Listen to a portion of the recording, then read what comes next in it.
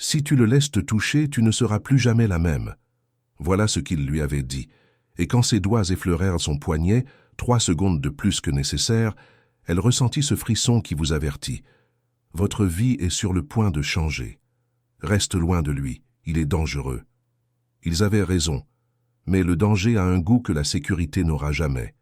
Et cette nuit-là, elle courut droit vers lui, l'instant où leurs regards se sont croisés dans une pièce bondée. Le contact qui s'est attardé trop longtemps pour être accidentel, le baiser qui avait le goût de la rébellion, la nuit où elle l'a choisi lui, au détriment de tout ce qu'elle connaissait, la vérité qui a failli les déchirer, le choix qui a changé 2 vies pour toujours. Peut-être savez-vous ce que l'on ressent, quand quelqu'un entre dans votre vie et que l'air lui-même change, quand la logique vous dit de partir, mais que votre cœur a déjà pris une décision différente. Quand vous êtes au bord de quelque chose qui pourrait soit vous briser, soit vous rendre entier. Avez-vous déjà ressenti cette attirance que vous ne pouviez expliquer, cette alchimie que la logique ne peut définir? Si les histoires de passion interdite et d'amour retrouvé vous touchent, abonnez-vous. Il y a un nouveau voyage romantique chaque soir. Il ne s'agit pas seulement de richesse et de glamour. Il s'agit d'une femme qui a appris que la chose la plus dangereuse n'est pas de tomber amoureuse de la mauvaise personne, c'est de renier ce que votre âme reconnaît comme juste. Il s'agit d'un homme qui a construit des murs si hauts qu'il a oublié ce que cela faisait de laisser quelqu'un entrer. Il s'agit de choisir entre la sécurité et le genre d'amour qui met tout à feu et à sang. À la fin de cette histoire, vous comprendrez pourquoi certaines connexions transcendent la logique. Pourquoi le cœur voit ce que l'esprit refuse de reconnaître. Pourquoi interdit ne signifie pas toujours faux. Parfois, cela signifie simplement courageux. Vous découvrirez ce qui se passe lorsque 2 personnes décident que le risque de l'amour vaut plus que le confort de la solitude. Cela a commencé à Paris durant l'automne, quand la ville sent la pluie et les possibles. Elle était curatrice dans une petite galerie d'art, vivant au jour le jour, croyant que la passion importait plus que le profit. Il était Alexandre Morand, milliardaire, intouchable, enveloppé de rumeurs et de costumes italiens. Leur monde n'était pas censé entrer en collision, mais le destin ne demande pas la permission. La nuit où ils se sont rencontrés, elle portait une robe empruntée à sa meilleure amie et affichait le genre de confiance qui vient quand on n'a rien à perdre. Ils se tenaient dans le coin du gala, ennuyés par le semblant, cherchant une excuse pour partir.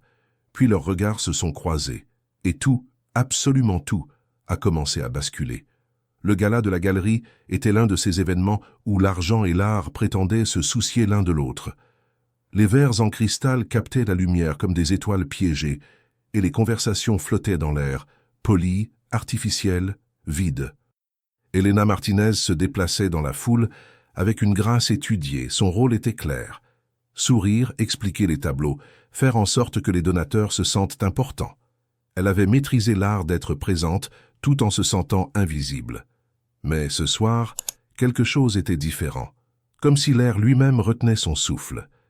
Elle ajusta la bretelle de sa robe, une manie nerveuse, et se tourna vers le Rothko sur le mur est. C'est là qu'elle le sentit. Le poids du regard de quelqu'un, direct et implacable. Alexandre Morand se tenait près du bar, un verre de scotch intact à la main. Il n'était pas censé être là.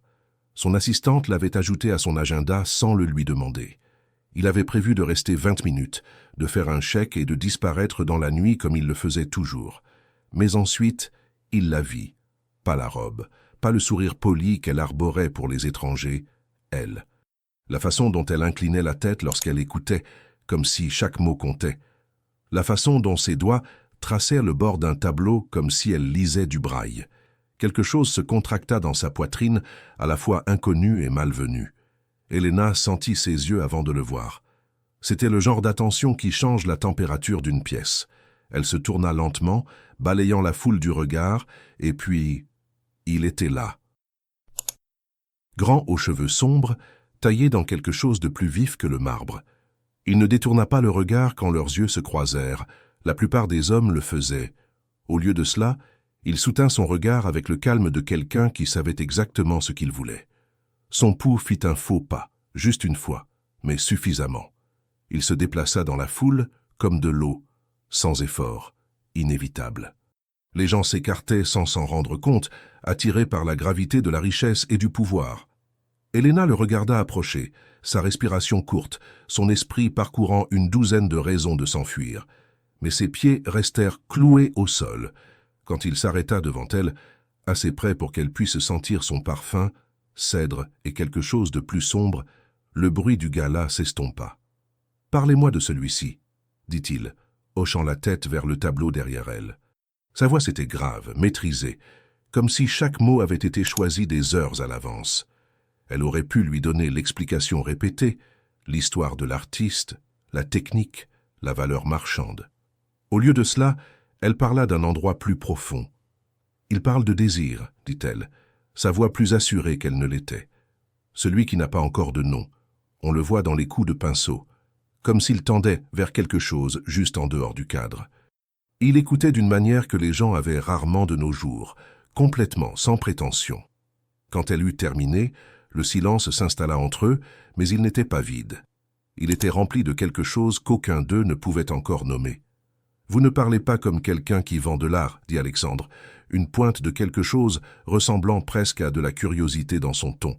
« Vous parlez comme quelqu'un qui y croit. » Elena croisa son regard, refusant de se dérober à l'intensité qu'elle y trouva. « C'est le cas, » dit-elle simplement. « La plupart des gens ici voient des étiquettes de prix. Je vois des battements de cœur. » Le coin de sa bouche se souleva, pas tout à fait un sourire, mais proche. « Alexandre Morand, » dit-il tendant la main. Quand ses doigts touchèrent les siens, un courant passa entre eux, indéniable et terrifiant. Ils restèrent là plus longtemps que des inconnus ne le devraient, les mains encore connectées, les yeux fixés dans une négociation silencieuse. Autour d'eux, le gala continuait, rire, tintement de verre, la performance de la richesse. Mais à ce moment, le monde s'était rétréci à 2 personnes seulement, reconnaissant quelque chose l'un chez l'autre, quelque chose de dangereux, quelque chose d'inévitable. « Elena Martinez » murmura-t-elle, retirant finalement sa main, même si chaque nerf de son corps protestait. Et alors qu'il s'éloignait quelques minutes plus tard, elle sut, sa vie venait d'être divisée en un avant et un après. Les fleurs arrivèrent 3 jours plus tard, des pivoines blanches, ses préférées, bien qu'elle ne le lui ait jamais dit. La carte était simple. Dîner, vendredi, dites oui, AM. Elena fixa l'écriture élégante, son cœur exécutant des acrobaties qu'elle n'avait pas autorisées. Sa meilleure amie, Lucie, se pencha par-dessus son épaule, lisant la carte les yeux écarquillés. « Tu sais qui c'est » murmura Lucie, sa voix un mélange d'admiration et d'avertissement. Alexandre Morand ne se contente pas d'inviter des femmes à dîner. Il est... Elena. Il est intouchable. Les doigts d'Elena tremblèrent, tandis qu'elle touchait les pétales doux, sachant qu'elle devrait dire non, sachant qu'elle ne le ferait pas. Elle fit des recherches sur lui cette nuit-là, son ordinateur portable brillant dans l'obscurité de son petit appartement. Articles de Forbes, acquisition d'entreprise, gala de charité où il apparaissait seul, toujours seul. Il y avait des photos, lui dans des costumes parfaitement taillés, sortant de voitures noires, son visage illisible. Des femmes avaient essayé. Mannequins, actrices, héritières. Toutes avaient échoué à retenir son attention plus d'une saison. Les articles le qualifiaient d'impitoyable, de calculateur, un homme qui traitait les relations comme des transactions commerciales. Mais Elena se souvenait de la façon dont il l'avait écouté parler d'art, vraiment écouté. Elle ferma l'ordinateur portable et fixa le plafond, connaissant déjà sa réponse. Le vendredi arriva enveloppé dans la pluie d'octobre, le genre qui donne à la ville une odeur de possible et de regret. Elena changea de tenue 4 fois, s'arrêtant finalement sur une simple robe noire qui la faisait se sentir à la fois confiante et vulnérable. Le restaurant était du genre où les réservations sont impossibles et où les menus n'ont pas de prix. Elle se sentit déplacée dès l'instant où elle entra, entourée de diamants et de marques de créateurs. Puis elle le vit, se levant d'une table dans un coin, ses yeux trouvant les siens à travers la pièce. Et soudain, rien d'autre n'avait d'importance. Il la regarda comme si elle était la seule personne dans la ville entière. « Tu es venu » dit Alexandre, alors qu'elle approchait, quelque chose ressemblant à du soulagement dans sa voix. « Pensiez-vous que je ne viendrais pas » demanda Elena, s'installant dans la chaise qu'il lui avait tirée. J'ai pensé que tu pourrais être assez intelligente pour ne pas le faire. Son honnêteté l'a surpris. La plupart des hommes commençaient par le charme, par des phrases toutes faites. Peut-être que je ne suis pas aussi intelligente que vous le pensez, dit-elle, soutenant son regard directement. Ou peut-être que tu es plus courageuse que la plupart, rétorqua-t-il, et quelque chose dans son expression s'adoucit. Le serveur apparut, disparut. Aucun des deux ne le remarqua. Ils parlèrent pendant des heures, le genre de conversation qui rend le temps sans importance. Elle lui raconta avoir grandi à Montréal, à propos de sa mère qui faisait des ménages pour qu'Helena puisse aller à l'école d'art. À propos de croire que la beauté importait plus que l'argent, même quand son compte en banque n'était pas d'accord. Il écouta avec la même attention complète, comme si chaque mot était une pièce d'un puzzle qu'il essayait de résoudre. Quand ce fut son tour, il parla avec prudence, révélant juste assez pour être honnête sans devenir vulnérable. À propos de la construction d'un empire à partir des cendres de son père, à propos de la solitude qui accompagne le succès. « Les gens voient l'argent, dit-il doucement. Ils ne voient jamais le coût. » La nuit s'épaissit autour d'eux, le restaurant se vidant jusqu'à ce qu'ils soient les derniers à rester. La pluie continuait sa percussion contre les fenêtres, créant un cocon de son et d'intimité. À un moment donné, sa main s'était déplacée sur la table, ses doigts assez proches des siens pour qu'elle puisse sentir la chaleur de sa peau. Aucun d'eux ne franchit cette distance finale, mais l'espace entre eux vibrait de possibilités. « Je devrais y aller, » murmura Helena, bien qu'elle ne bouge pas. « Tu devrais, » acquiesça Alexandre, sa voix éraillée. Mais aucun des deux ne se leva. Quand il la conduisit finalement à la voiture qui l'attendait, sa main trouva le creux de son dos, un toucher si léger qu'il aurait pu être imaginé. Mais elle le sentit partout. La pluie brumait autour d'eux, se prenant dans ses cheveux, sur ses épaules. « Helena », dit-il, et la façon dont il prononça son nom résonna comme une confession. Elle leva les yeux vers lui, son souffle visible dans l'air frais, son cœur une chose sauvage dans sa poitrine.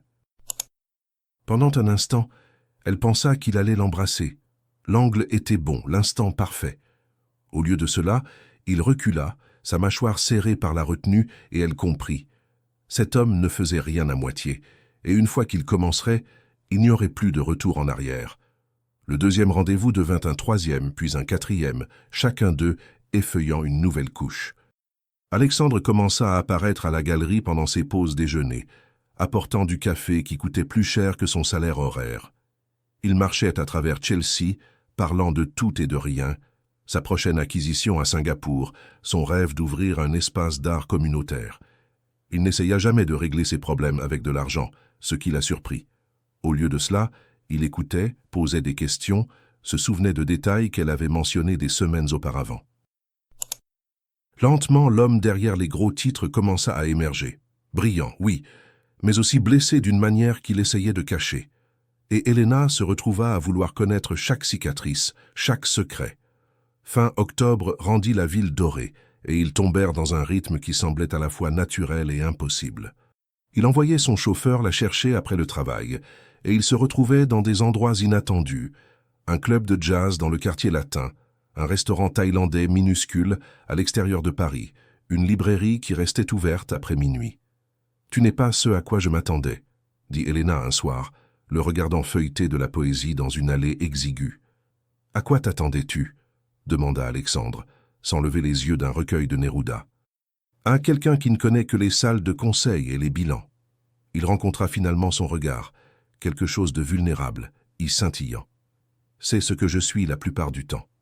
Avec toi, je me souviens de qui je voulais être. » L'intimité grandissait dans les petits moments, son pouce effleurant son poignet lorsqu'il l'aidait avec son manteau, la façon dont sa voix s'adoucissait quand il prononçait son nom. La façon dont elle avait commencé à lui toucher le bras lorsqu'elle riait, inconsciemment, naturellement. Les amis le remarquèrent. Lucie continuait d'envoyer des SMS inquiets. « Fais attention, les hommes comme ça ne font pas pour toujours. » Mais Helena était déjà trop loin pour tenir compte des avertissements. Elle se surprenait à penser à lui pendant les réunions, à rejouer les conversations, à imaginer des futurs qu'elle n'avait aucune raison d'imaginer. Et tard dans la nuit, seule dans son appartement, elle touchait ses lèvres et se demandait quel goût auraient les siennes. Le désir était devenu une douleur physique. Un soir, il l'invita dans son penthouse, la première fois qu'elle verrait où il vivait réellement. La montée en ascenseur jusqu'au dernier étage ressemblait à une ascension vers un autre monde. Lorsque les portes s'ouvrirent directement sur son espace, Elena eut le souffle coupé. Des fenêtres allant du sol au plafond encadrèrent Paris comme un tableau vivant. Les lumières de la ville dispersées en contrebas comme des étoiles tombées. Mais ce qui la frappa le plus, c'était l'art. De vraies pièces, pas seulement des investissements, soigneusement choisis et véritablement aimés. « Tu as un Basquiat », murmura-t-elle, se dirigeant vers la toile explosive. « Je te dois ça », dit Alexandre derrière elle. « Je l'ai acheté la semaine après notre rencontre.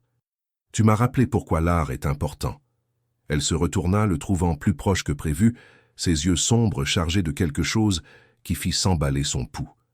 Il lui prépara des pâtes ce soir-là, de simples pâtes accompagnées d'un vin qui coûtait probablement plus cher que son loyer. Ils mangèrent sur le balcon, malgré le froid de novembre, enveloppés dans des couvertures, parlant jusqu'à ce que la ville en contrebas commence à se calmer.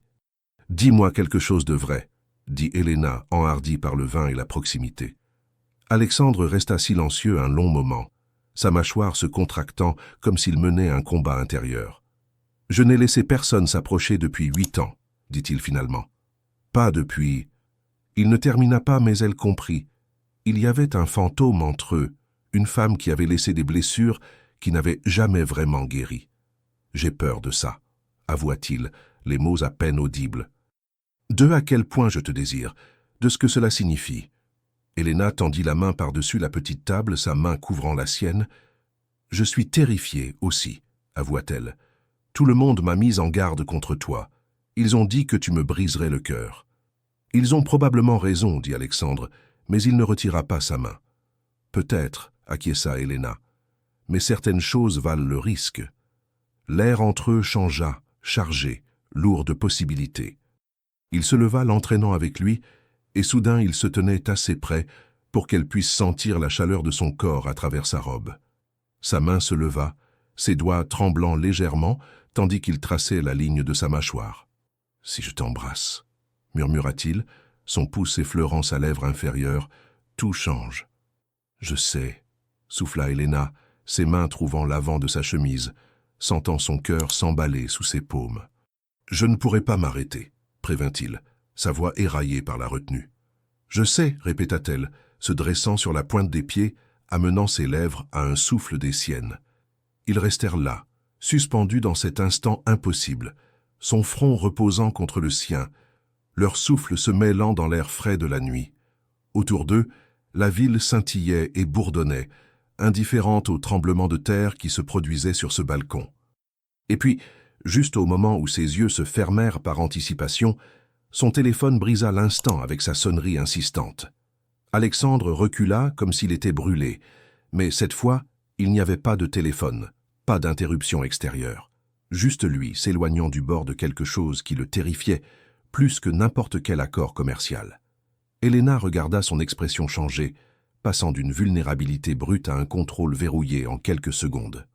Les murs se reconstruisant en temps réel, brique par brique. « Je ne peux pas, » dit-il, sa voix rauque. « Pas encore, pas comme ça. » Elle sentit le rejet comme un coup physique, même si elle comprenait qu'il ne s'agissait pas de ne pas la désirer.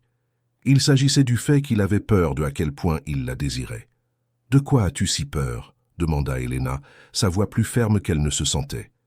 Alexandre se détourna, ses mains agrippant la balustrade du balcon comme si c'était la seule chose qui le maintenait debout. Pendant un long moment, il ne dit rien. La ville bourdonnante en contrebas, indifférente au tremblement de terre se produisant à cet instant. De ça, dit-il finalement, d'avoir besoin de quelqu'un à ce point, de ce qui se passe quand tu réalises que je n'en vaux pas la peine. La confession resta suspendue dans l'air, brute, honnête et déchirante.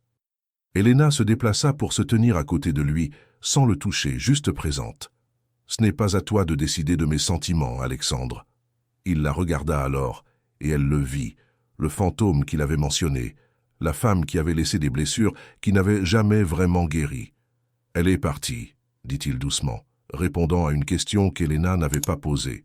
« Elle a dit que m'aimer, c'était comme aimer une machine, froide, incapable. Peut-être qu'elle avait raison vu que j'ai construit ça. » Il désigna le Penthouse, la vue, les attributs du succès. au lieu de construire une vie. Le cœur d'Helena souffrit pour lui, pour le garçon qui avait perdu sa mère et appris que les gens partent. « Je ne suis pas elle, dit-elle fermement, et tu n'es plus cet homme-là. » Mais même en le disant, elle se demanda s'il le croyait, s'il se permettrait jamais d'y croire. « Je devrais partir, dit Helena, car rester semblait être trop insistant. Demander plus que ce qu'il pouvait donner. « S'il te plaît, ne pars pas, dit Alexandre immédiatement, se tournant pour lui faire face entièrement. Reste, donne-moi juste le temps de rattraper ce que je ressens. Ce n'était pas un rejet, réalisa-t-elle, c'était de l'honnêteté, chaotique, imparfaite, réelle. D'accord, accepta-t-elle. Mais Alexandre, j'ai besoin que tu comprennes quelque chose. Elle s'approcha, sa main trouvant sa poitrine, sentant son cœur s'emballer sous sa paume. Je ne vais nulle part, pas parce que tu es riche ou puissant, ou quoi que ce soit de tout ça, mais parce que je te vois, le vrai toi. Et cet homme-là, il vaut tout. Ils restèrent sur le balcon jusqu'à ce que la ville commence à se calmer, ne s'embrassant pas, mais parlant. Il lui parla de son ex-fiancé, de la nuit où elle était partie, de 8 ans d'isolement délibéré, d'avoir appris à confondre la solitude avec la force, les murs avec la sagesse. Helena écouta sans jugement, comprenant que cette vulnérabilité était une forme d'intimité en soi, peut-être plus importante que le baiser qu'il n'avait pas partagé. Quand il la raccompagna finalement à la voiture des heures plus tard, sa main trouva la sienne. « Merci, dit-il, de ne pas t'être enfui quand je t'ai montré les parties brisées. » Les jours suivants furent différents. Pas un pas en arrière, mais un réajustement. Alexandre ne disparut pas, ni ne se réfugia dans le travail cette fois. Au lieu de cela, il se montra présent, lui envoyant des messages à 2 heures du matin, lui envoyant des articles sur l'art qu'il pensait qu'elle aimerait, lui posant des questions sur son enfance, ses rêves, ses peurs, apprenant à la connaître d'une manière qui semblait intentionnelle, prudente et profondément personnelle. Helena réalisa que c'était sa façon d'essayer, d'apprendre à laisser quelqu'un entrer sans l'armure qu'il avait portée si longtemps. Et d'une certaine manière, le pas encore de leur relation physique rendait tout le reste plus intense. Chaque conversation ressemblait à des préliminaires, chaque silence partagé à une promesse. Une semaine plus tard, il l'emmena au musée d'art moderne, après les heures de fermeture. Il avait fait jouer ses relations, obtenu un accès privé. Ils se promenèrent dans des galeries vides, leurs pas résonnants parlant de Pollock et de Callot, et de ce que cela signifie de créer quelque chose à partir de la douleur. Debout devant la nuit étoilée, Starry Night, Alexandre lui prit la main, entrelaçant leurs doigts. « J'ai toujours peur, avoua-t-il doucement, mais j'ai plus peur de te perdre parce que j'avais trop peur d'essayer. » Helena serra sa main, son cœur près d'éclater de plénitude. « Alors ne me perds pas, » murmura-t-elle. « Accroche-toi, je te promets que je ne vais nulle part. » Et à cet instant, entourés de chefs-d'œuvre, ils créèrent le leur, la construction lente et patiente de la confiance. La confession resta suspendue entre eux comme quelque chose de fragile et de sacré. La vision d'Helena se brouilla légèrement, l'émotion nouée dans sa gorge. Elle avait passé 9 jours à se convaincre de le laisser partir, de protéger son cœur d'une blessure inévitable. Mais le voici, les murs à terre, lui offrant la vérité qu'elle avait désespérément voulu entendre. « J'ai peur aussi, » avoua-t-elle, sa voix à peine au-dessus d'un murmure, de la rapidité de tout ça, de à quel point je ressens des choses. Alexandre tendit la main par-dessus la table, paume vers le haut, une invitation. Quand ses doigts glissèrent dans les siens, la connexion se sentit comme rentrer à la maison et sauter d'une falaise simultanément. « J'ai besoin que tu comprennes quelque chose, » dit Alexandre, son pouce traçant des cercles sur sa paume. « Mon monde, il est compliqué. Il y a des attentes, des apparences, des gens qui observent chaque mouvement. » Helena sentit un frisson malgré la chaleur de son contact. « Es-tu en train de dire que nous devons nous cacher ?»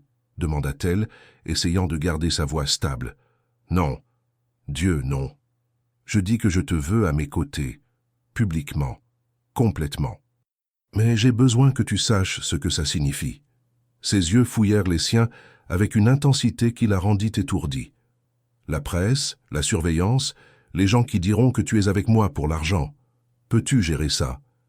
Helena pensa à son petit appartement, à ses prêts étudiants, à ses meubles d'occasion, Elle pensa aux murmures qui la suivraient, aux suppositions, au jugement.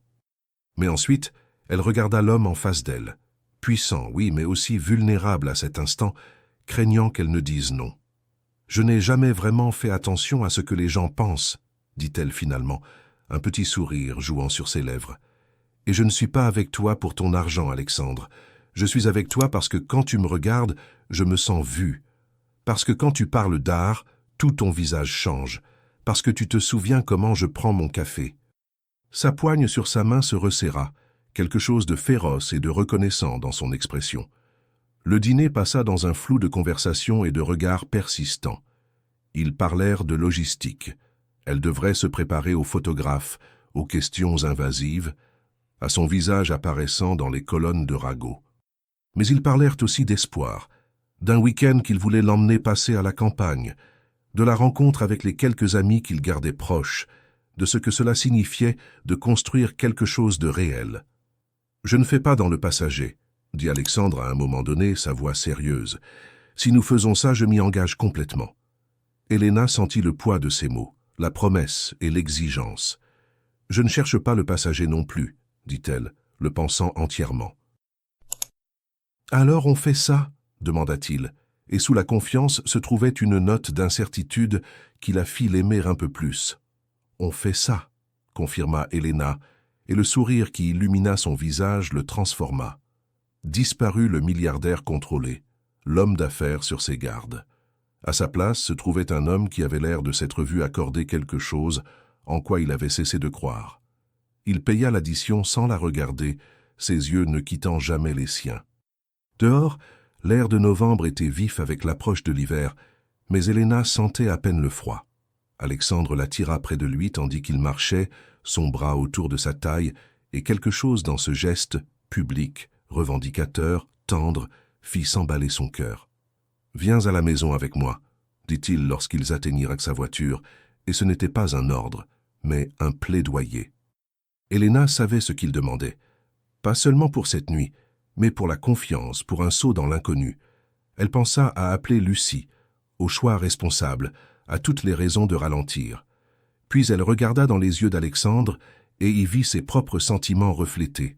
Le désir, oui, mais aussi quelque chose de plus profond, de plus permanent.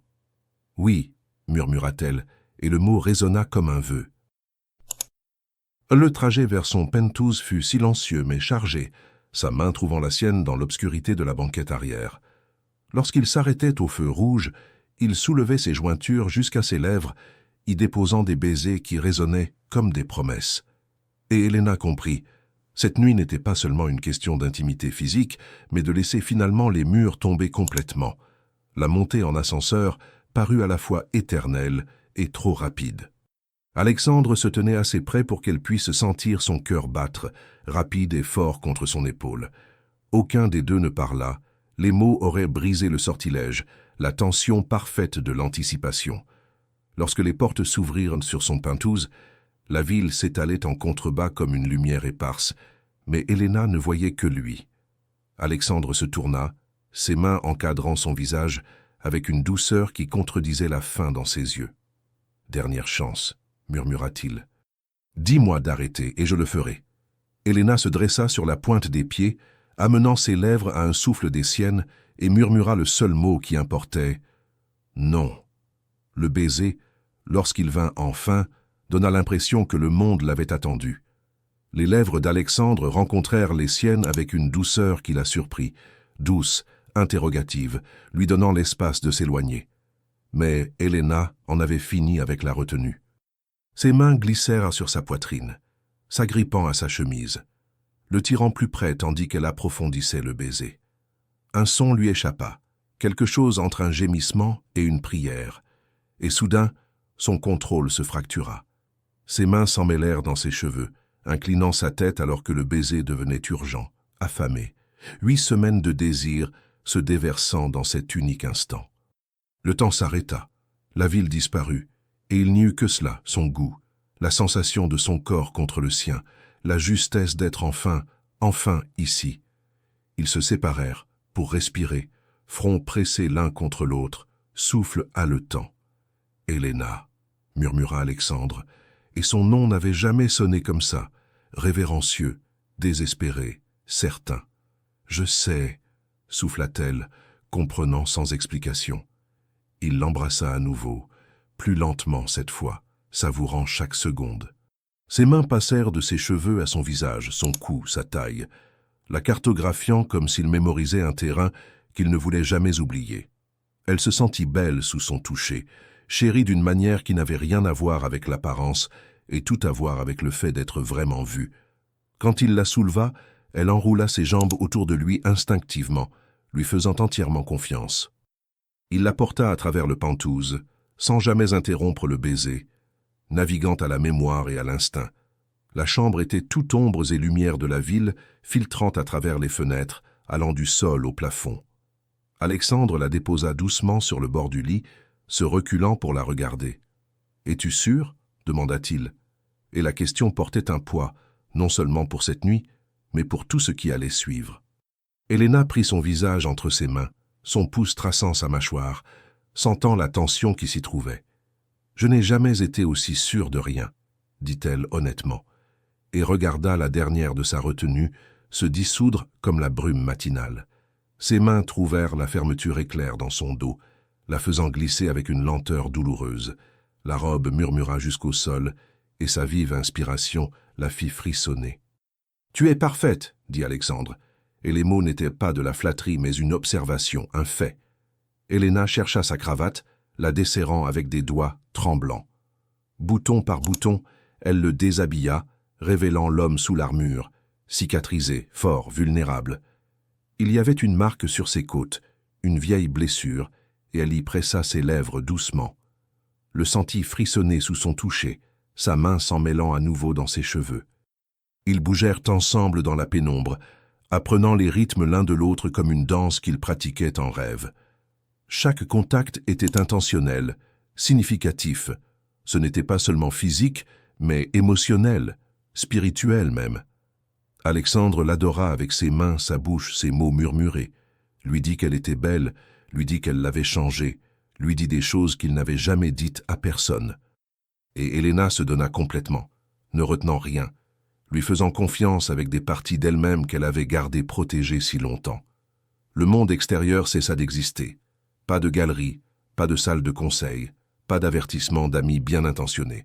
Juste deux personnes se trouvant finalement dans l'obscurité. Plus tard, des heures ou des minutes, le temps avait perdu son sens.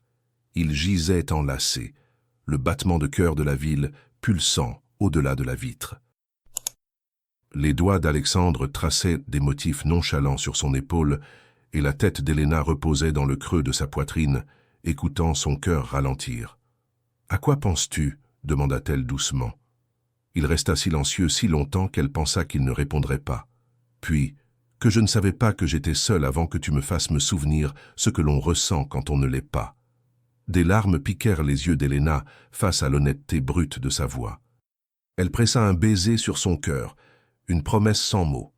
Ils ne dormirent pas beaucoup cette nuit-là. Trop à dire, trop à ressentir, trop d'années d'isolement à rattraper. Ils parlèrent d'enfance et de rêves, de peurs qui semblaient stupides dans l'obscurité, mais qui signifiaient tout. De l'avenir avec hésitation, comme si le nommer risquait de le faire disparaître.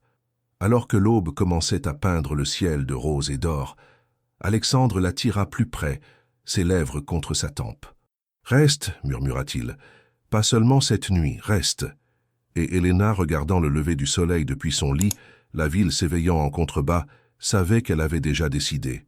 « Oui, dit-elle, je vais rester. » Les semaines suivantes donnèrent l'impression de vivre un rêve dont Helena craignait de se réveiller.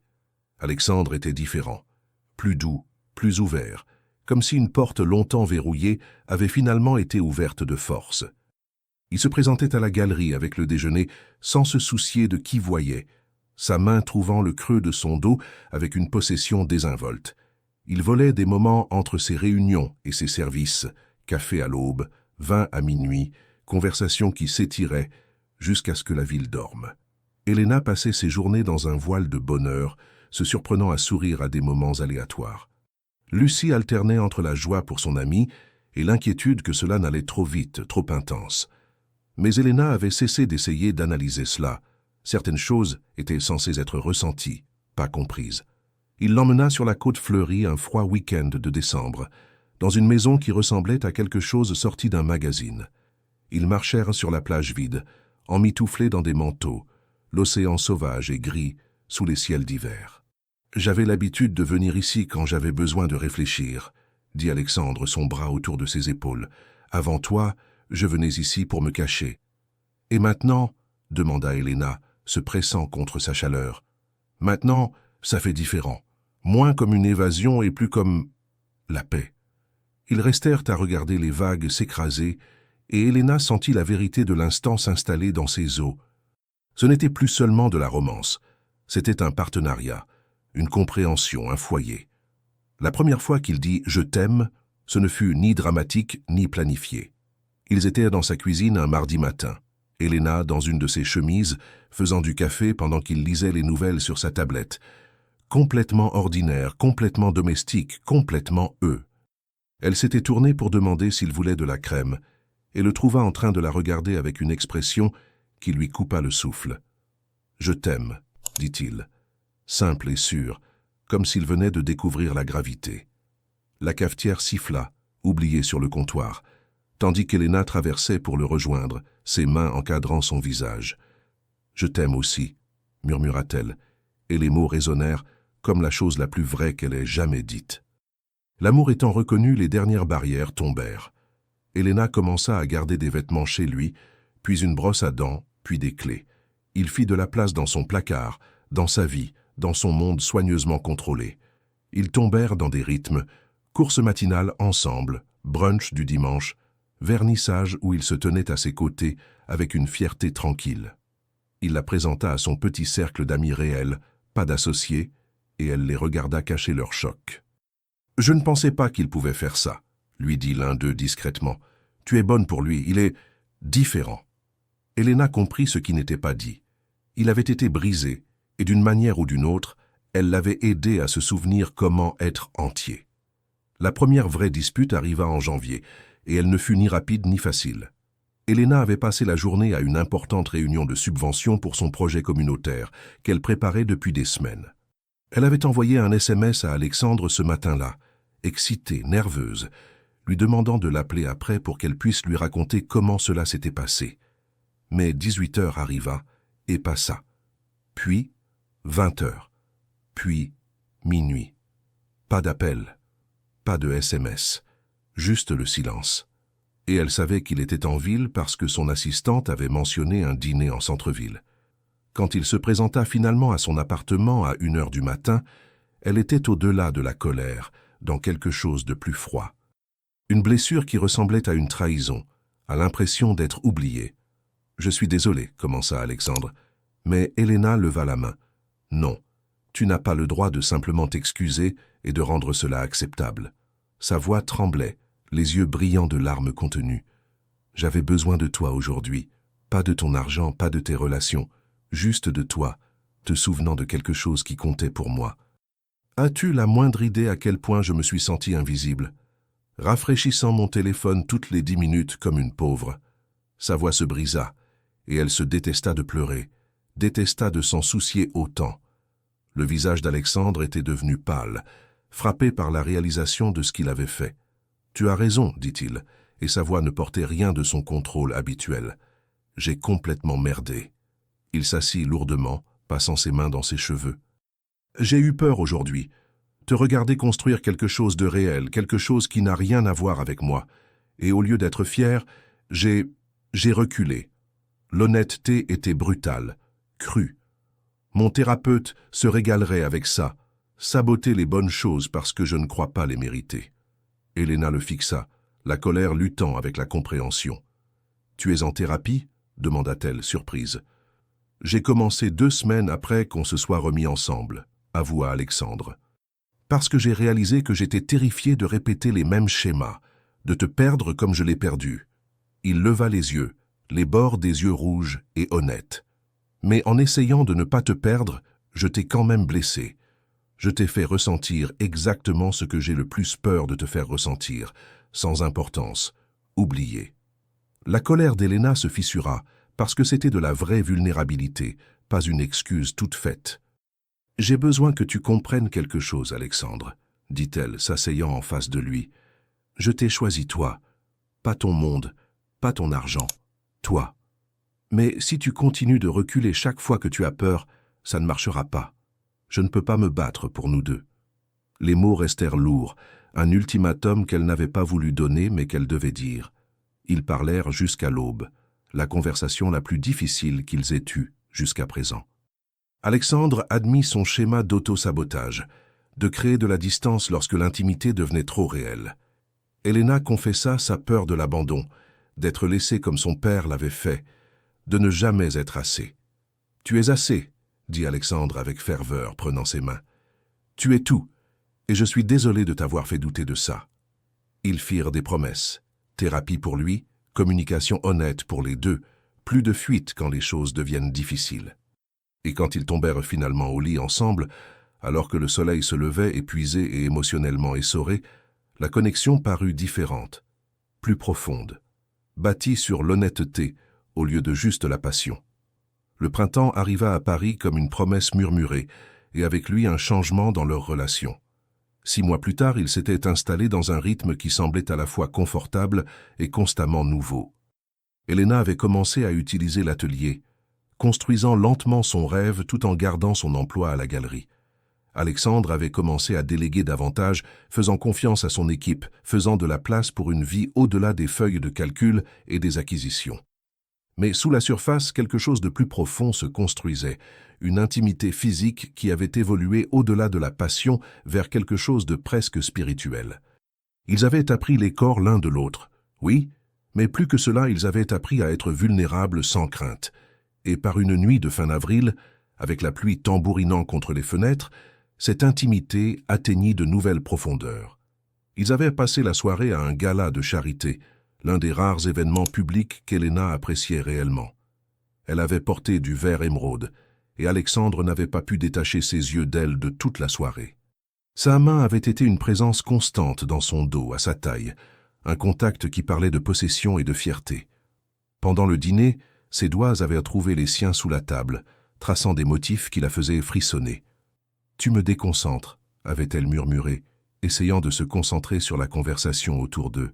« Bien », avait-il murmuré en retour, ses lèvres effleurant son oreille. « Partons. » Ils avaient trouvé des excuses, et s'étaient éclipsés, les lumières de la ville s'estompant devant les vitres de la voiture, tandis que la tension montait entre eux. Le penthouse était sombre quand ils arrivèrent, éclairé uniquement par la lueur de la ville en contrebas. Alexandre versa du vin qu'aucun d'eux ne désirait, le rituel n'étant qu'une excuse pour prolonger l'attente. Ils se tenaient aux fenêtres, côte à côte, regardant Paris respirer et pulser.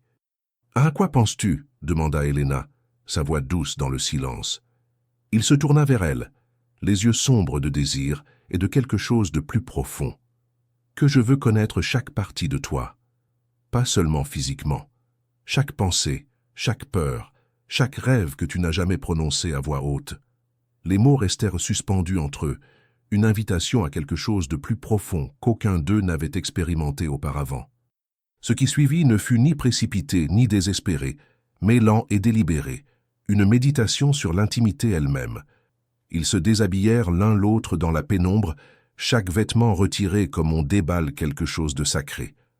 Alexandre la guida vers le lit, ses mains douces mais sûres, et se mit à adorer chaque centimètre d'elle avec une patience qui frisait la dévotion.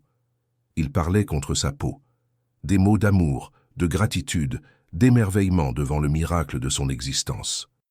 Elena sentit des larmes glisser sur ses tempes, submergée par l'intensité d'être vue et chérie si complètement. C'était au-delà du plaisir, au-delà du physique. C'étaient deux âmes qui se reconnaissaient, enfin, complètement. Le monde se contracta pour n'être que souffle et touché, et promesses murmurées dans l'obscurité. Le temps devint sans importance alors qu'ils bougeaient ensemble, une danse d'une synchronicité parfaite. Il n'y avait pas d'urgence, seulement la présence, chaque moment savouré, chaque sensation explorée. Alexandre regardait son visage comme s'il mémorisait un chef-d'œuvre, sa propre expression brute d'émotion. Quand elle le toucha, il trembla, toute sa puissance et son contrôle abandonnés à ses soins. Il parlait par fragments, Je t'aime. Ne t'arrête pas. Reste avec moi. Des mots qui signifiaient à la fois tout et rien comparé à ce qu'il ressentait. La connexion était presque écrasante, les frontières entre eux se dissolvant jusqu'à ce qu'Elena ne puisse plus dire où elle finissait et où il commençait. Et quand ils atteignirent finalement ce sommet ensemble, cela ressemblait moins à une fin qu'à un début. Une porte s'ouvrant sur quelque chose qu'aucun n'avait su possible.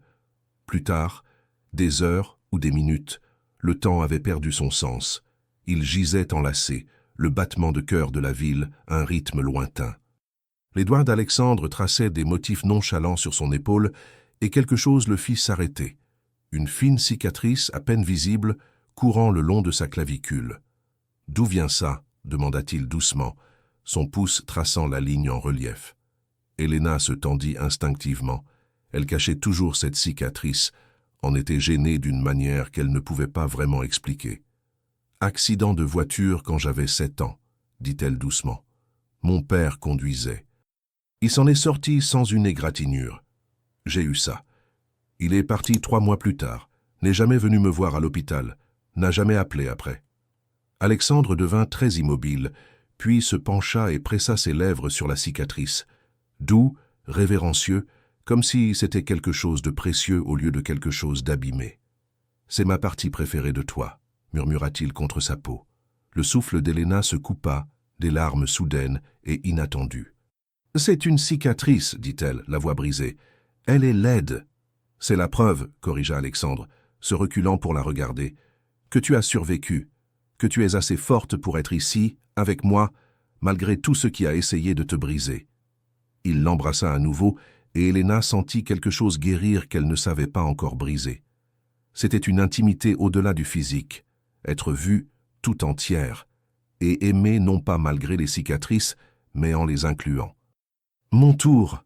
murmura Elena, ses doigts trouvant la marque sur ses côtes qu'elle avait remarquée auparavant. Alexandre se tendit, mais ne se retira pas. « Appendicite, dit-il. Chirurgie d'urgence quand je construisais ma première entreprise. J'étais seul à l'hôpital pendant 3 jours. Mon ex était trop occupé pour me rendre visite. C'est là que j'ai su que c'était fini. Je ne l'ai juste pas admis pendant 6 autres mois. » Elena pressa sa paume à plat contre la cicatrice, sentant son cœur battre dessous. « Tu n'es plus seule, dit-elle simplement. » Et la façon dont ses bras se resserrèrent autour d'elle, le son qui lui échappa, quelque chose entre le soulagement et le chagrin, lui dit qu'il comprenait.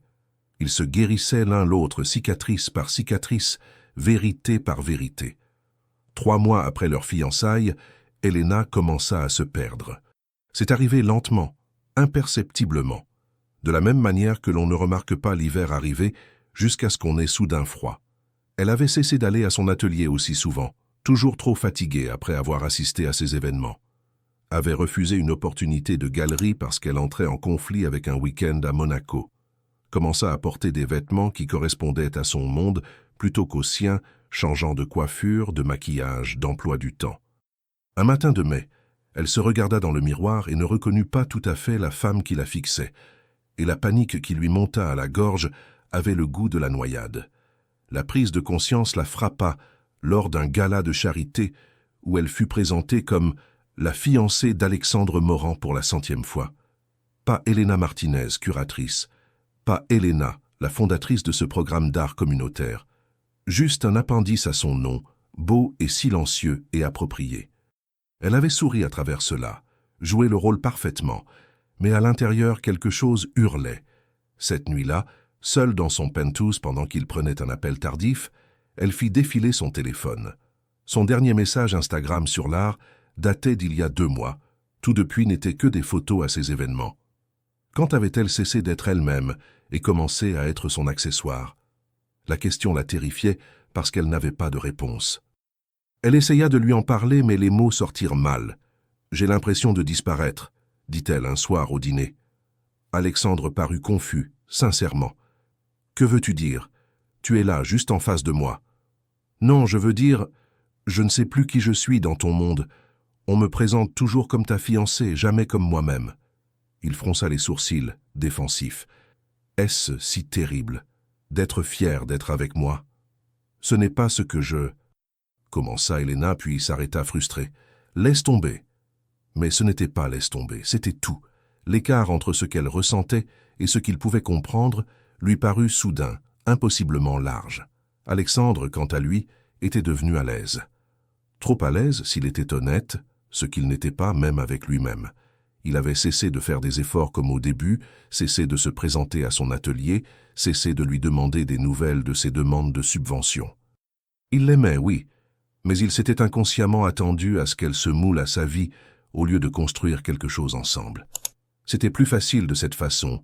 Il connaissait son monde, le contrôlait, s'y sentait en sécurité. Et chaque fois qu'elle soulevait le fait de se sentir perdue, il offrait des solutions qui impliquaient de l'argent ou des relations. Ne comprenant jamais que ce dont elle avait besoin, c'était qu'il la voie à nouveau, la voie vraiment comme il l'avait fait le premier soir. Le point de rupture arriva un mercredi après-midi. Elena reçut un email. Une résidence prestigieuse à Arles, 3 mois entièrement financée, axée sur l'art communautaire et la pratique sociale. L'opportunité de ses rêves. Tout ce pourquoi elle avait travaillé.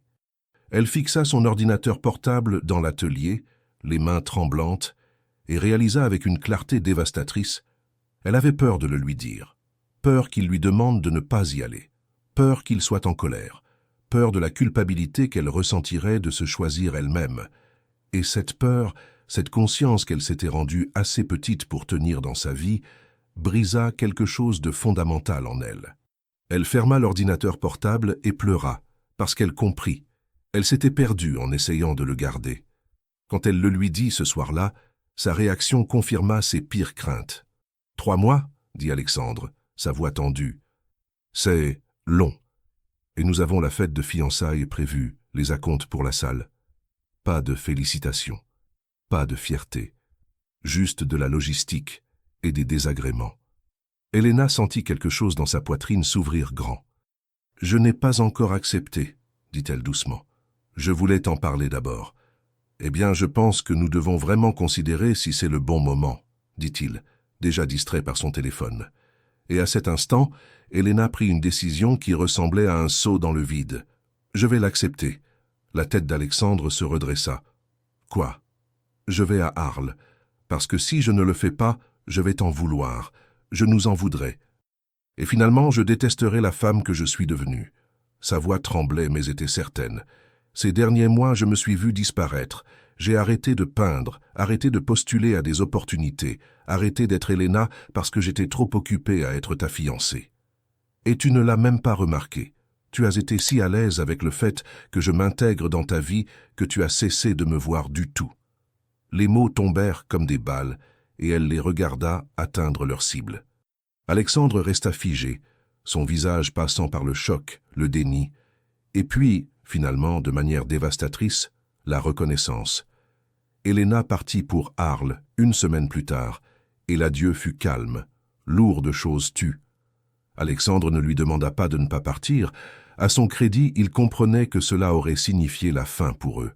Mais il ne se battit pas non plus pour elle de la manière dont elle l'avait secrètement espéré, et cela la blessa à sa manière.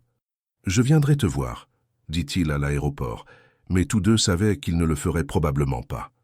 Son monde ne s'arrêtait pas pour des résidences d'art de 3 mois dans le désert. Elena hocha la tête, l'embrassa pour lui dire au revoir. Un baiser qui avait le goût de l'incertitude, et traversa la sécurité sans regarder en arrière. Dans l'avion, elle pleura silencieusement, se demandant si se sauver elle-même signifiait le perdre. Le premier mois à Arles, Elena eut l'impression de se souvenir comment respirer. La Camargue était vaste et silencieuse, si différente du bruit constant de Paris. Elle peignit à nouveau, vraiment peignit, pas seulement curater les visions des autres.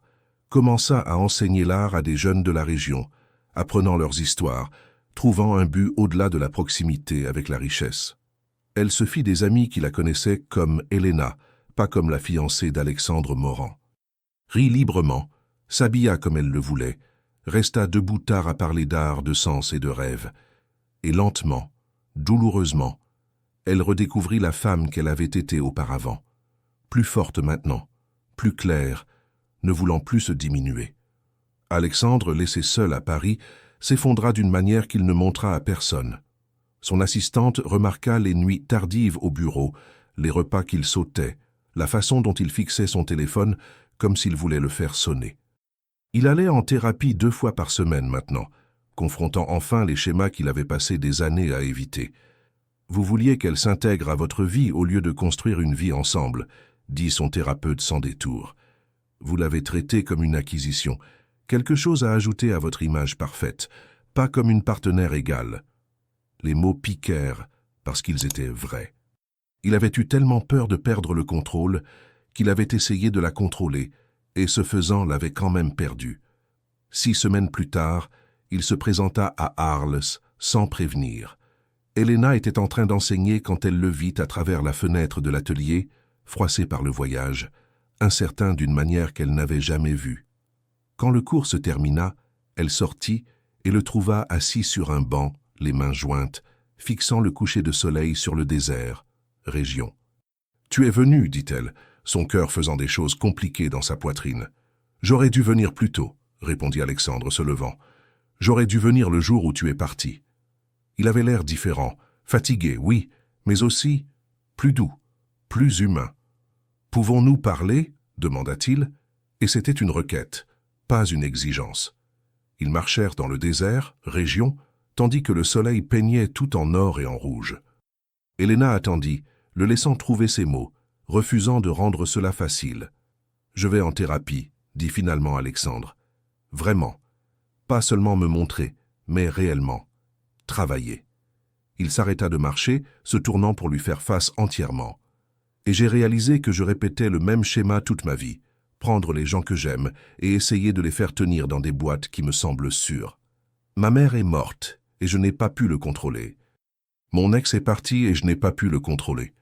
Alors avec toi, j'ai essayé de tout contrôler. » Sa voix se brisa. « Et j'ai failli te perdre à cause de ça. » Elena sentit des larmes lui piquer les yeux, mais les retint. « J'avais besoin de partir, » dit-elle doucement. « Pas pour te blesser, mais pour me souvenir qui je suis, pour me prouver que j'existe en dehors de nous. »« Je sais, » dit Alexandre, « et tu as eu raison de partir. Te regarder ici aujourd'hui, enseigner à ces jeunes, peindre à nouveau, tu rayonnes, Elena, tu es toi-même à nouveau. » Il s'approcha, ses mains sur ses côtés, ne tendant pas la main vers elle. « Je ne veux pas t'enlever ça. Je ne veux pas que tu t'intègres dans ma vie. Je veux construire une vie qui fasse de la place pour nous deux. Mais je ne sais pas comment faire ça. J'ai besoin que tu m'enseignes. Et j'ai besoin que tu aies confiance dans le fait que je suis prêt à apprendre. » La vulnérabilité dans sa voix était complète, sans défense, réelle. « À quoi cela ressemble-t-il concrètement, Alexandre ?» demanda Elena, ayant besoin de précision, pas seulement de belles paroles. « Cela ressemble à moi qui passe moins de temps dans les salles de conseil et plus de temps à comprendre ce qui compte pour toi, » dit-il. « Cela ressemble à diviser notre temps entre Paris et l'endroit où ton travail t'emmène.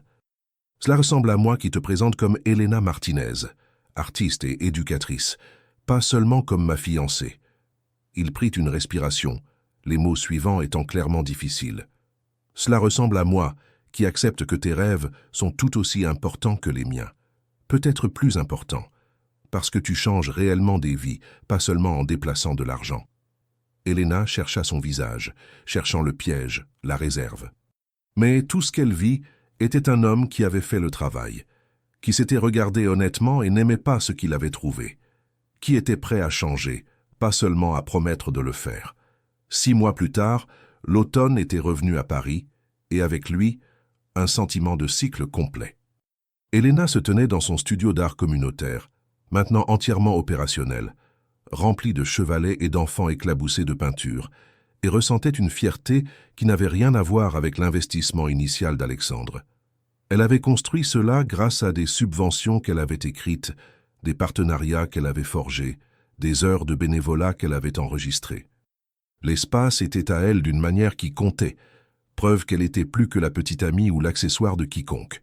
Alexandre arriva alors que le cours du soir se terminait, restant en arrière, la regardant travailler avec un sourire qui ne s'estompait jamais tout à fait. Quand le dernier élève partit, il la rejoignit, de la peinture se retrouvant d'une manière ou d'une autre sur son costume coûteux suite à une accolade qu'il avait reçue. « Tu es incroyable », dit-il simplement, et le pensait d'une manière qui transcendait l'instant. Leur relation avait évolué vers quelque chose de plus solide que ses premiers jours de passion, pas moins intense, mais plus enraciné, Ils avaient fait face aux photographes et appris à les ignorer, répondant aux questions intrusives par un silence uni. Elena avait commencé à utiliser sa plateforme, aussi petite soit-elle, pour plaider en faveur de l'éducation artistique, et les gens avaient progressivement commencé à la voir pour son travail et non pour sa richesse. Les commentaires revenaient parfois, remettant en question, jugeant, supposant, mais ils n'avaient plus le pouvoir d'ébranler sa fondation. Elle savait qui elle était maintenant, et plus important encore, elle savait que sa valeur ne dépendait pas de l'opinion publique. Alexandre avait appris à mieux déléguer, à établir des priorités, à comprendre qu'être présent importait plus que toute acquisition. Ensemble, ils avaient construit quelque chose qu'aucun des deux n'aurait pu créer seul, un partenariat d'égaux, féroce, tendre et réel. Par une fraîche soirée d'octobre, Alexandre la ramena à la galerie où ils s'étaient rencontrés pour la première fois. Un an s'était écoulé depuis cette nuit, depuis l'instant où leurs yeux s'étaient croisés et où tout avait changé. L'espace était fermé pour un événement privé, et Elena était confuse jusqu'à ce qu'elle entre et le voie. Chaque œuvre d'art qu'elle avait mentionnée aimée, empruntée à des musées et des collectionneurs, était accrochée au mur. La lumière des bougies vacillait, projetant des ombres qui dansaient comme des souvenirs. « Alexandre !» souffla-t-elle, se tournant pour le trouver à genoux, une petite boîte en velours dans ses mains. Son cœur s'arrêta, redémarra, se mit à battre la chamade comme cette toute première nuit. « Elena Martinez », dit-il, sa voix ferme malgré l'émotion dans ses yeux. « Tu as tout changé dans ma vie. Tu m'as appris que la richesse ne signifie rien sans connexion, que le pouvoir n'a aucun sens sans amour. Tu m'as fait me souvenir comment être humain à nouveau, comment sentir, comment espérer. » Ses mains tremblèrent légèrement, alors qu'il ouvrait la boîte, révélant une bague, élégante, discrète, parfaite. « Je ne te promets pas une vie facile. Mon monde vient avec des défis et je le sais maintenant. Mais je promets de les affronter avec toi en tant qu'égaux. Veux-tu m'épouser ?» La vision d'Elena se brouilla de larmes tandis qu'elle regardait cet homme, puissant et vulnérable, compliqué et certain, le sien. « Oui !» murmura-t-elle, puis plus fort, riant à travers les larmes. « Oui !» Alexandre se leva, glissant la bague à son doigt avant de l'attirer dans un baiser qui ressemblait à un retour à la maison. Autour d'eux, l'art témoignait, toutes ses pièces sur le désir, la connexion et le courage qu'il faut pour aimer. Quand ils se séparèrent finalement, Elena toucha son visage, mémorisant cet instant. « J'avais l'habitude de penser que les histoires d'amour étaient simples, » dit-elle. « Que tu rencontres quelqu'un et que c'est juste facile. » « Et maintenant, » demanda Alexandre, son front reposant contre le sien, « maintenant je sais que les meilleurs sont compliqués et durs et valent chaque moment difficile. » Les fiançailles firent les gros titres, bien sûr, mais cette fois, Elena était prête. Elle avait appris à contrôler son récit, à dire sa vérité sans s'excuser. Lorsque les journalistes l'interrogèrent sur leur romance improbable, elle les corrigea. « Il n'y a rien d'improbable à ce que deux personnes se trouvent. » Lorsqu'ils remirent en question ses motivations, elle sourit simplement et parla de son studio, de son travail, de ses propres réalisations. Et lentement, le récit se déplaça, de chercheuse d'or à couple puissant, de femme mystérieuse à partenaire accompli. Non pas qu'Elena se souciait beaucoup du récit désormais. Elle avait appris que les seules opinions qui importaient étaient les siennes et celles de l'homme qu'il aimait exactement comme elle était. Ils se marièrent au printemps, lors d'une petite cérémonie qui aurait été impossible il y a un an. Pas le mariage mondain que tout le monde attendait, mais un rassemblement intime dans cette même maison de la Côte Fleurie où il lui avait dit un jour qu'il venait se cacher. Seules les personnes qui comptaient vraiment y assistèrent, Marguerite, Lucie, les amis les plus proches d'Alexandre, la mère d'Elena. Alors qu'ils échangèrent leurs vœux avec l'océan pour témoin, Elena pensa au voyage qui les avait amenés ici, les avertissements qu'elle avait ignorés, les peurs qu'elle avait affrontées, la force qu'elle avait découverte en elle-même. « Je t'aime », murmura Alexandre alors qu'ils étaient déclarés mariés, et les mots avaient toujours le pouvoir de lui couper le souffle. « Je t'aime aussi », répondit Elena, et le pensait avec chaque fibre de son être. « J'ai peur », avoua Elena, sa propre vulnérabilité surgissant pour rencontrer la sienne. « Peur que si je reviens, je retomberai dans les mêmes schémas, que nous serons bien pendant quelques mois et qu'ensuite je disparaîtrai à nouveau. » Alexandre hocha la tête, reconnaissant la peur au lieu de la rejeter. « Alors ne reviens pas, dit-il, et son cœur s'arrêta. « Pas encore. Termine ta résidence. Fais le travail pour lequel tu es venu ici. Laisse-moi te prouver au cours des 6 prochaines semaines que je suis sérieux, que je peux me montrer présent sans prendre le dessus. » Il sortit son téléphone, lui montrant son calendrier. Des blocs de temps libérés, des voyages reportés, un espace réel dans la machine implacable de sa vie. « Je veux venir te voir à tes conditions. Rester dans un hôtel, rencontrer tes amis, voir ton travail. Faire partie de ton monde au lieu de te faire t'intégrer dans le mien. » Elena sentit quelque chose bouger dans sa poitrine, de l'espoir, hésitant et fragile, mais réel. « Et après la résidence ?» demanda-t-elle. « Que se passe-t-il quand je reviens à Paris ? » « Nous le découvrons ensemble, » dit simplement Alexandre. « Peut-être que tu gardes l'atelier à Montréal et que tu y construis ton programme. Peut-être que nous prenons un 2e pied-à-terre à Arles pour quand tu auras besoin du désert. Peut-être que j'apprends à travailler à distance parfois, à moins voyager, à être plus présent. » Il lui tendit la main, alors, lentement, lui donnant le temps de se retirer. Quand elle ne le fit pas, quand ses doigts s'entrelacèrent avec les siens, le soulagement inonda son visage. « Je t'aime, Elena. La vraie toi, tachée de peinture, têtue et brillante. Pas la version qui s'adapte à mon emploi du temps. »« Je t'aime aussi, » murmura Elena, et sentit la vérité de cela jusqu'à ses os. Il se tenait dans le désert, région, tandis que les étoiles commençaient à apparaître, l'immensité autour d'eux, rendant tout le reste petit. « Ce ne sera pas facile, dit-elle, ayant besoin qu'il comprenne. Je ne vais plus me diminuer, jamais. »« Bien, » dit Alexandre avec ferveur. « Je ne te veux pas petite. Je te veux exactement comme tu es, prenant de la place, exigeant ce dont tu as besoin, me rappelant à l'ordre quand je merde. » Il la serra plus près, son front reposant contre le sien. « Apprends-moi à mieux t'aimer. Je suis un élève lent parfois, mais je suis prêt à faire le travail. » Et Elena, sentant sa stabilité, le changement authentique le crut. Les 6 semaines suivantes furent différentes de tout ce qu'ils avaient expérimenté auparavant. Alexandre venait tous les 2 week-ends, restant dans un hôtel modeste en ville, respectant son espace et sa routine. Il assistait à ses cours, posait des questions réfléchies, apprenait les noms de ses élèves, explorait Arles avec elle, pas les restaurants de luxe, mais les endroits locaux qu'elle avait découverts. Il parlait pendant des heures de construire un partenariat au lieu d'une hiérarchie, de compromis, qui ne signifiait pas sacrifice. Et lentement, avec soin, ils reconstruisirent ce qui avait été brisé, plus solide cette fois, avec des fondations basées sur l'honnêteté au lieu du fantasme. Quand sa résidence prit fin en août, Elena revint à Paris non pas comme quelqu'un retournant à son monde, mais comme quelqu'un apportant son monde avec elle. On dit que les amours interdits ne durent jamais, que les obstacles sont trop grands, les mondes trop différents, les chances impossibles. Mais Elena et Alexandre ont prouvé quelque chose de plus important que les contes de fées, que le véritable amour n'est pas une question de personnes parfaites qui se trouvent. C'est une question de personnes imparfaites qui se choisissent encore et encore, même quand c'est difficile. Surtout quand c'est difficile. Leur histoire ne s'est pas terminée avec le mariage.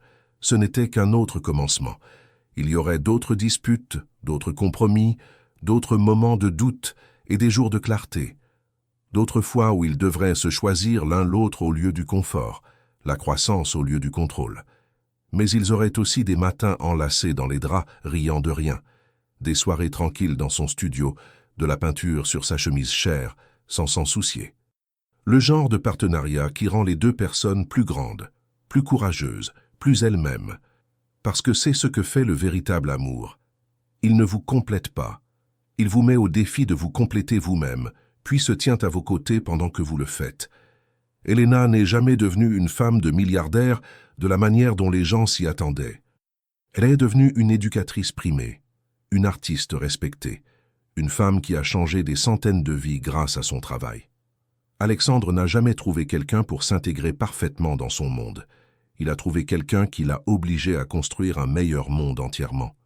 Certains amours sont faciles dès le départ. D'autres vous obligent à vous battre pour chaque centimètre de terrain, exigent que vous grandissiez, insistent pour que vous vous présentiez comme votre moi le plus authentique. Ce sont ceux-là qui durent, Ce sont ceux-là qui comptent. Ce sont ceux-là vers lesquels il vaut la peine de courir, même lorsque tout le monde vous dit de rester à l'écart. Si cette histoire vous a rappelé que l'amour vaut le risque, que devenir entier vaut le travail, dites-le moi dans les commentaires. Partagez le moment qui a le plus résonné en vous. Et abonnez-vous, car il y a une nouvelle histoire ici chaque soir. Des histoires sur le véritable amour, désordonné, compliqué, durement gagné et absolument valable. Parce que certaines histoires ne se terminent jamais vraiment. Elles ne font que recommencer encore et encore, dans chaque choix courageux que nous faisons, dans chaque moment où nous choisissons la vérité plutôt que le confort, dans chaque fois où nous courons vers l'amour au lieu de nous en éloigner. C'était l'histoire d'Elena et d'Alexandre. Quelle est la vôtre?